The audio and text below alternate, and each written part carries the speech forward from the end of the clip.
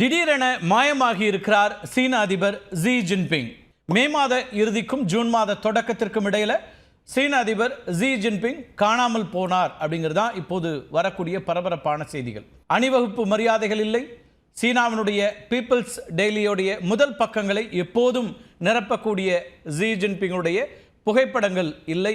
அவருக்கு பதிலாக மற்ற மூத்த கம்யூனிஸ்ட் கட்சி தலைவர்கள் பீஜிங் வரக்கூடிய பிற நாட்டு தலைவர்களை வரவேற்றார்கள்.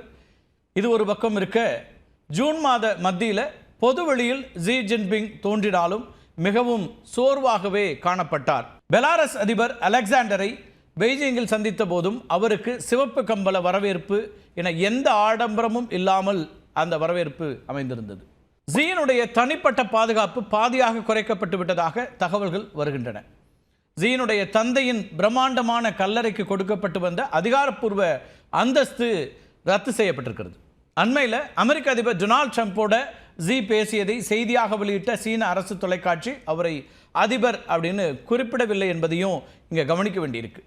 ஆனாலும் சிறிது நேரத்தில் சரி செய்யப்பட்டு விட்டாலும் திட்டமிட்டே இவ்வாறு செய்ததாக கூறப்படுகிறது. அதுக்கு பிறகு சரி செய்து அவரை சீன அதிபர் அப்படின்னு சைனீஸ் பிரீமியர் அப்படின்னு தான் சொல்லுவாங்க. அப்படி குறிப்பிடப்பட்டு செய்தி வந்தது. ஆனால் முதலில் வந்த செய்தியில் அப்படி குறிப்பிடப்படவில்லை. சீனாவில் அப்படியான ஒரு நிகழ்வு நடக்க வாய்ப்பே இல்லை அப்படிங்கிற இடத்துல இருந்து தான் இது பார்க்கப்படுது. பிரேசிலின் ரியோ டி ஜெனிரோவில் நடைபெற்ற பிரிக்ஸ் மாநாட்டில் ஜி பங்கேற்க மாட்டார் அப்படின்னு அறிவிக்கப்பட்டிருக்கு.